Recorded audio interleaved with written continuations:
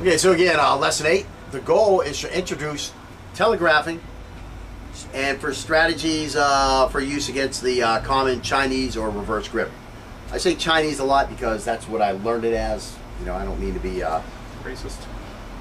I don't mean to make any. I'm not racist.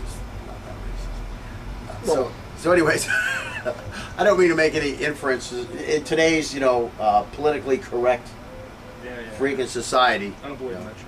Please, don't take any offense if you're Chinese or if you think you're Chinese enough or if you just want to be Chinese enough and now you think I'm offending you. Sorry, I'm not. Just old school, brother. So anyways, so let's start talking about this. Bum, bum. Let's start off with environmental advantages.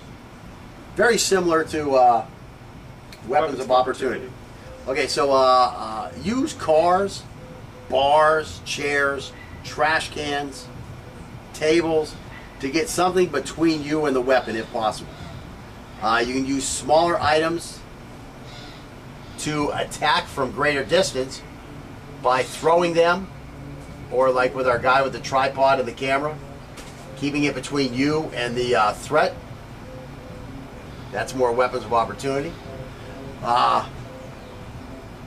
Let's see. Yeah, I have that video out there, which several of you probably became aware of my channel because of a real knife attack is likely to look like this. I mean, I have like 350,000 views on that thing or something. I lost a lot of views because I like redid something on it, but it might be 500,000 views for that thing now. So anyways, I get a lot of advice from guys who watch that video. When I saw the video originally, like the guys had a long thing down the bottom. Do not comment to this video. You basically don't know what the hell you're doing. Just shut up and look at the video and realize that knife fighting is dangerous. That's what they had like underneath there. Yeah. But I mean, it was like, it would have been a 1,000-word essay that they basically put this down here. I mean, they obviously have seen enough trolls over the years. Yeah. So anyways, so I get a lot of advice from these armchair warriors telling me how, that attack should be defended. And the first bit of advice I would give, to that thing, and I've had a couple guys say this. I mean, this guy, he wraps the jacket up and puts it on his arm. I mean, he should have used the jacket to just throw it at the guy's face. Right. And now you want to kick him, come up and kick him in the balls. He can't see your foot coming. This jacket's in his face, and you're stepping forward with one leg, and that's now getting the other leg cocked, and then boom, you come through with a full kick right into his groin. But you got it. I mean, I've had a lot of guys just kick the knife out of his hand. Yeah, that's going to work because he's not going to see the kick coming. He's not going to slash your shin bone. And your Van Damme. Yeah, and you got that perfect crescent kick or whatever. And your Van Damme, or what I have another guy we had something about sometime, and I said, listen, you're not Anderson Silva. Yeah. You're not Anderson Silva. The guy said, just give him a front kick to the face. Yeah. The timing and the expertise were required for that. That's a perfect slash to the inside of your thigh. Yeah, and that's just exposing the femoral artery. So anyways, so I mean, if you were going to kick him, the first thing you want to do is get that jacket in his face. If you were going to hit him, the first thing you want is that jacket in his face. If you were going to run away from him, the first thing you would want is the jacket in his face. So the $1 million answer, if you think there's a answer for what you should do in that video, it's throw the fucking jacket in his face. Yeah. That's what you should do. Whoop, in his face, and now you can go through anything you want to do because he's going to have to react to that. There's no doubts about it. And it's going to open a huge amount of time, like half a second. Yeah. And a half a second at that point, if, again, like our family up in Alaska, you've thought about this shit, right, and you've thought, what would I do in this situation? And you have some tools in your toolbox, that would be very outstanding way to use your environmental advantage. I got a typo up there. So again, if you have no knife fighting skills whatsoever, just throwing something at a guy is by far going to do a lot better than most of those one-step stuff they teach in the karate class for this guy coming at you with this attack, where you're going to go like this and you're going to block the first one. You're going to go to grab it and his hand's not going to be there, and now you're going to be in this position when he comes with the next 8. and now he's going to grab your leg, take you down, and you're just completely screwed. You would have been better off just taking your jacket and throwing your jacket in his face and taking a chance to see if the adrenaline's going to kick in and let you run faster than this guy. That's the answer to this equation.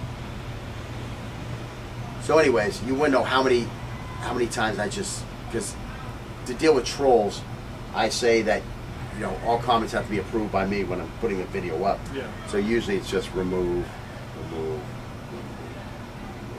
I usually don't put anything up there unless I just really feel like writing something back, because I've just had like 100 idiots say something, and now the 101th idiot is saying the exact same thing. So I'll like belittle him on the thing. Yeah. Or if somebody puts something intelligent up there, especially something something complimentary to me. Something to stroke your ego. Yeah, that stuff will get up there. So anyways, even some of the stuff where people stroke my ego, it's just too much smoke up my ass. Yeah. And I just have to fart it out and hit remove. So anyways, let's see. So again, throw this in his face, spin the fighting center, and then use the distraction to escape. Okay, so now let's talk about telegraphing. Telegraphing. Oftentimes, our opponent will make a movement that will make us aware of the impending attack. This will allow us to anticipate the attack and get moving before it is too late. Knowing what we are going to do in advance will help us capitalize on this even more. Again, knowing what we are going to do in advance, which is really what this course was about. Yeah. I mean, yes, it was the training triad. Training triad is what we were talking about. You know, we started with weapon skills, then we went to strategy, and then we went to mindset.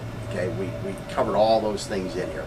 So again, I didn't talk about telegraphing too much earlier, did I? Mm-hmm. One of the reasons I didn't want to talk about telegraphing is because I was so worried about getting you to attack in a manner where you wouldn't telegraph, and that's why I didn't want telegraph in the back of your mind.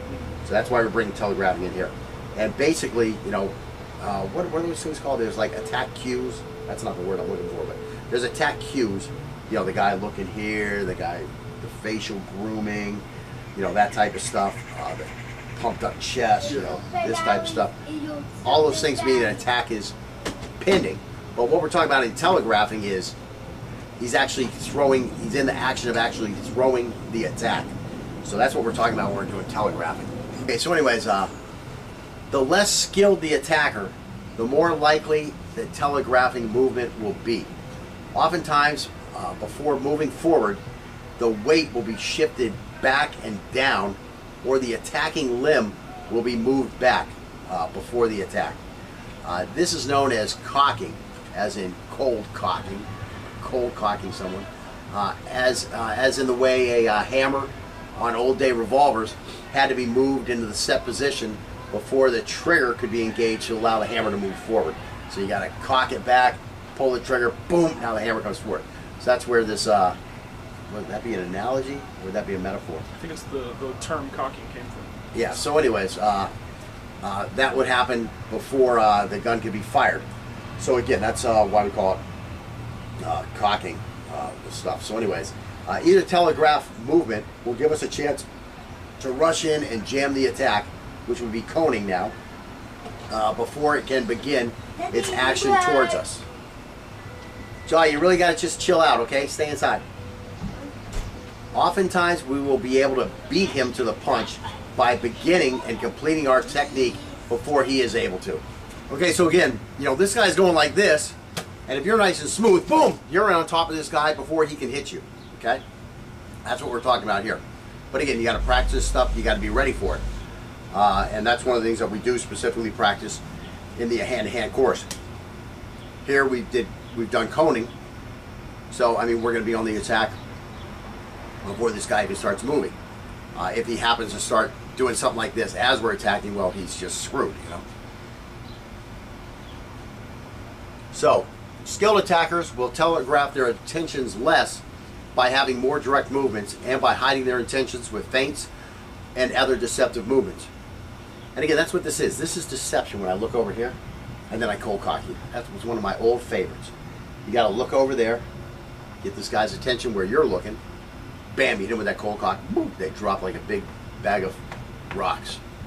Okay, so anyways, want more direct movements and by hiding their intentions with feints and other deceptive movements. However, all attacks must begin at the shoulders, hips, or legs if the threat is outside of close contact distance. Again, what are we talking about? Close contact distance is I can easily reach out and touch without having to move any part of my body. That's where close contact position is. Contact is anywhere where I can, with one step, I can get you. Okay. So again, with this close contact, you know, it's going to be a just an arm punch if he doesn't use his legs or his hips in delivering that strike.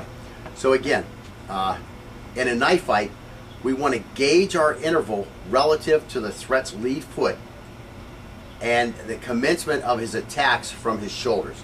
So really, you know, you always heard this stuff, look at his eyes, look at his eyes, look at his eyes, look at it. Don't look at his eyes, okay? First off, you might piss somebody off. I mean, you're going to be in his face, and you're going to, you know, sometimes it's hard to talk calmly when you're in a situation where a fight may start. So you really got to work on your breathing, and you really got to try to talk normally, okay? It's hard to do, so you have to keep yourself calm, okay? This is stuff you need to be thinking about at that instance, not what am I going to do when he's attacked. That stuff needs to be a conditioned reflex, okay? Because you've done reps over and over and over and over and over. So anyways, remain calm, breathe, and bring your view down from his eyes down to right about here. It's going to be easy to pick up the shoulders doing something. And again, if this guy makes a little flinch and you make a big jump off to the side, is there a problem with that? No. He's got to redo the whole OODA loop to get back at you. And in that moment, you know, he may have a chance to start thinking, wow, this guy is really ready to react. You know, let me say something stupid like, haha, I was just joking, and get the F out of here. Or let me begin my attack, and that would be ill-advised if he doesn't have his whole OODA loop all caught up, where he's now oriented properly and he's observing you properly before he begins his attack. So you may, you know, cause this guy to begin attack before he's really ready to, and guess what? You've already hopped once, so you're in bunny hop mode, and you know, when he goes to make that move, it's going to be much easier for you to beat him to the punch, especially now when you see the shoulder, you see the weapon start coming forward, but instead of just coming directly in front of you, now he's got to turn and bring it on you as he reorients himself to you. So again, these are really good things. It's just too hard really to watch the knees and the hips and still be able to see the shoulder, you know, where the attack, and the hand where the attack is going to actually come from. So that's why I say, you know, right in this area here, same place you'd want to shoot him at, you know. If you had a pistol and you were shooting at him, you know, when you practice on the range, hopefully you're not just sitting in a booth shooting. Hopefully you're, if you're shooting, you're going out to some practical shooting application or forum, or I don't know what I want to call it. Gallery, well, you know, where you're out there actually moving and shooting, drawing and shooting, that type of stuff. Once you can hit a target, you know, it's time to get out of the booth and get, you know, in front of the line in an open area and start shooting at those stuff. These things only cost like $20 or $30. With bullets, you know, maybe another $50 nowadays. But, you know, you can get out there once a month for under $100 and get to practice your draws and your moving and your shooting, and having to shoot under the the stress of time, of being timed. Yeah. You know? Scott went out to one recently with me, right? And he did real well. For his first time out, he did outstanding. Nobody came up and said anything to him about, you know, like, you need to work on this, you need, except for me, right? Yeah. And the other dude said something about, oh yeah, because you did a tactical mag change right while you were under the clock, and you should have just done a speed reload. Right. So Scott was trying to be nice and keep the tarp clean or something. I don't know. I kept the magazine in my fingers and reloaded the other one back in my pocket. Yeah, he did a tactical reload while he was under time, when speed reloads were allowed. So somebody said something about that. And then I kind of let him shoot the first 4 stages, just getting used to everything. Then when he got to the 5th stage, which was by far the toughest stage, you know, I made a little adjustment to his shooting, and then I think he wound up beating my time, the son of a bitch. So at least one time, at least one time, your best time had to be better than my slowest time. Yeah. I'll say that. Okay. And I had a DNQ on my 5th one because I ran out of bullets, because I didn't have but 10-round magazines. So anyways, So you actually beat me on 2 then, at least. So anyways, to get off that little sidebar. So again, you know, gauge the interval by his front foot is what's most important. Gauging the interval by the front foot and looking at his shoulders for when that attack is going to begin. Now again, when you're down here and you're looking here, are you going to see his hands down here? Yeah. Are you going to see his hands behind his back, something like that? Yeah, you're going to see all that. Are you probably going to be able to pick up his knees there in a pretty good focus while you're looking here? Yeah. Are you going to be able to see his head? Of course you're going to be able to see his head. You know, if he makes a big wide-eyed move before he throws his attack, some guys do that. Some guys open their mouth like that, you know, and that's when you start bunny hopping. So anyways, that's telegraphing. Now, telegraphing is especially relevant when it comes to the Chinese grip fighter, because many are taught how to deploy their knife in a manner where it will not be seen until their attack begins. So you have to watch for the threat to angle towards the strong side of his body so that that's away from us.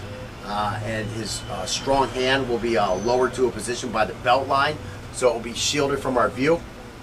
And this is what the reverse grip fighters often do when they're deploying their weapon before attacking. This does make it easier for us to counter, because the knife now has a long way to go to get to us. And what we'll be doing is we'll be flanking his non-knife side, and because we know what the angles look like from a reverse grip knife fighter, you know that they're best over here and they're not too good from over here.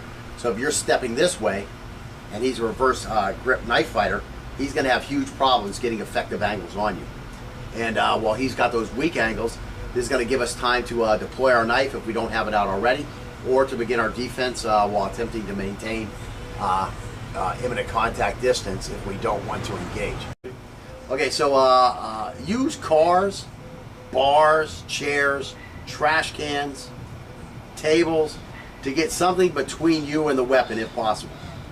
You can use smaller items to attack from greater distance by throwing them, or enough. And now you think I'm offending you? Sorry, I'm not. Just old school, brother. So anyways, so let's start talking about this.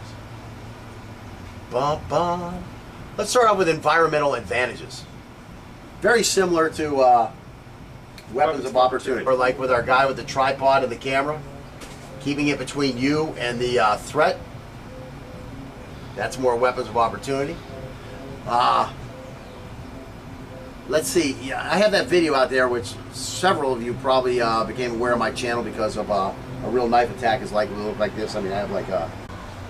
Okay, so again, lesson 8. The goal is to introduce telegraphing and for strategies for use against the common Chinese or reverse grip. I say Chinese a lot because that's what I learned it as. You know, I don't mean to be racist. I don't mean to make any... I'm not racist. I'm not that racist. So anyways, I don't mean to make any inferences in today's, you know, politically correct freaking society. I don't believe in that shit. Please, you don't take any offense if you're Chinese, or if you think you're Chinese enough, or you just want to be Chinese.